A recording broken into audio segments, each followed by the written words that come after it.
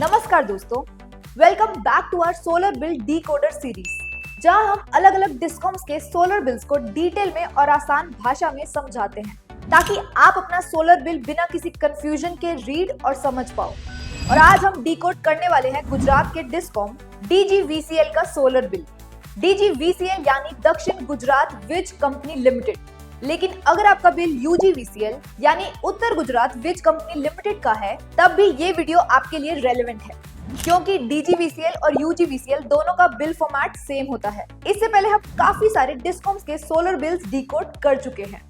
आप वो सारे वीडियोस इस प्लेलिस्ट में देख सकते हो और आपकी कन्वीनियंस के लिए उस प्लेलिस्ट का लिंक हम डिस्क्रिप्शन में भी ऐड कर देंगे। आज के वीडियो में हम एक सोलर स्क्वायर के कस्टमर के बिल को रेफरेंस के तौर पे यूज करके समझाएंगे। आप अपना सोलर बिल हैंडी रख सकते हो ताकि साथ साथ आप अपना बिल भी डिकोड कर पाओ।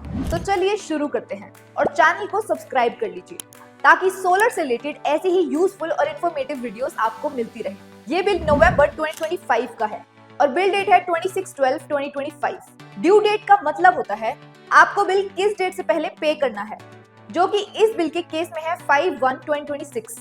अगला फील्ड है ड्यूरेशन ऑफ मीटर रीडिंग, जो मेंशन्ड है 1/11/2025 से 30/11/2025 तक। इसे बिलिंग पीरियड भी कहा जाता है। उसके बाद आपको कंज्यूमर नंबर दिखेगा। इसे आप अपना इलेक्ट्रिसिटी कनेक्शन नंबर समझ सकते हो। इसी नंबर का यूज करके आप DGVCL की इस वेबसाइट vps.dgvcl.co.in पर लॉगिन करके अपने इलेक्ट्रिसिटी अकाउंट से रिलेटेड सारी डिटेल्स चेक कर सकते हो। अगला फील्ड है मीटर नंबर, यानी ये आपके नेट मीटर का नंबर है। उसके बाद टैरिफ मेंशन है RGPU, क्योंकि ये कस्टमर रेजिडेंशियल कैटेगरी का है, इसलिए यहाँ रेजिडेंशियल टैरिफ अप्लाई होता है। NRGP कमर्शियल या इंडस्ट्रियल कस्टमर्स के लिए होता है और RGPR रेजिडेंशियल विलेज एरियाज के लिए। सिक्योरिटी डिपॉजिट एक छोटा सा अमाउंट होता है जो डिस्कॉम लेती है, जो यूनिट कंजम्पशन और कनेक्टेड लोड के बेसिस पे डिस्कॉम के पास डिपॉजिट रहता है। अगला फील्ड है फेज, जहां S मेंशन है। S का मतलब होता है सिंगल फेज। अगर आपके घर में 3 फेज कनेक्शन होता तो यहाँ T लिखा होता। इसके बाद आता है मल्टीप्लिकेशन फैक्टर, जो इस बिल में 1 है।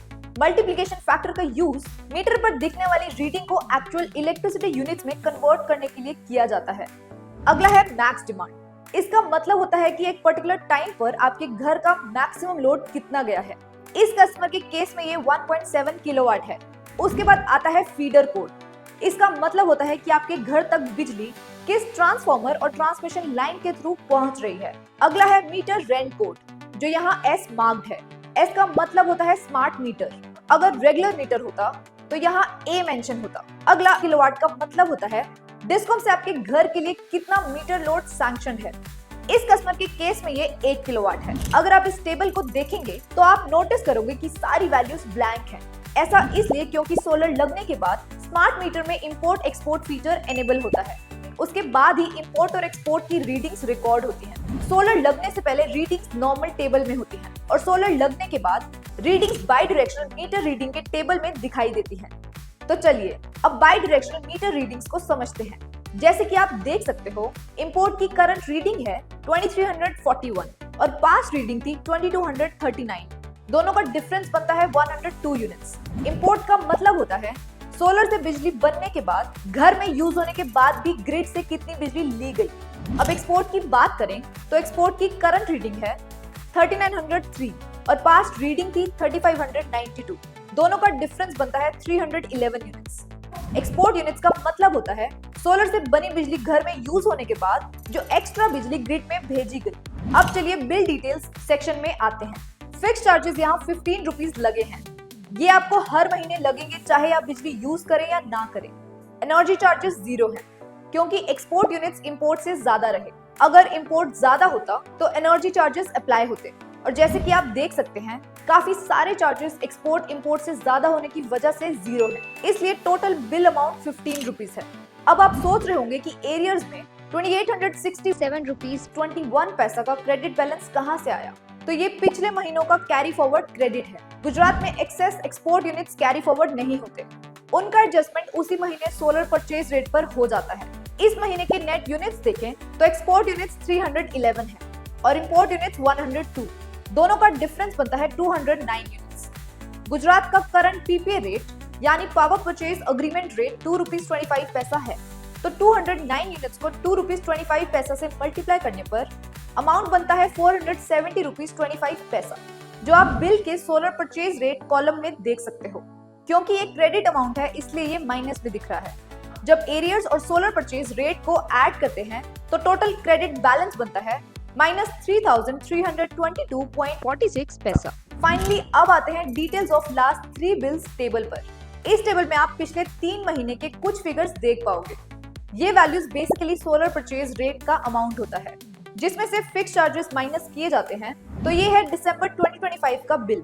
इसमें नवंबर की वैल्यू माइनस 455.25 पैसा मेंशन है। तो जैसे कि हमने देखा, नवंबर में सोलर परचेज रेट अमाउंट था माइनस 470.25 पैसा, जिसमें से 15 रुपीज के फिक्स चार्जेस डिडक्ट करने के बाद माइनस 455.25 पैसा बनता है, और ये अमाउंट ही टेबल में एडेड है। तो दोस्तों, ये था DGVCL के सोलर बिल का डिटेल्ड एनालिसिस। हमें उम्मीद है कि अब आप अपना सोलर बिल बिना किसी कंफ्यूजन के खुद डिकोड कर पाएंगे। अगर आपके बिल से रिलेटेड कोई सवाल हो तो कमेंट्स में जरूर पूछिए, और अगर आपका बिल किसी और डिस्कॉम का है और आप चाहते हो कि हम उसे डिकोड करें तो कमेंट में डिस्कॉम का नाम लिख दीजिए।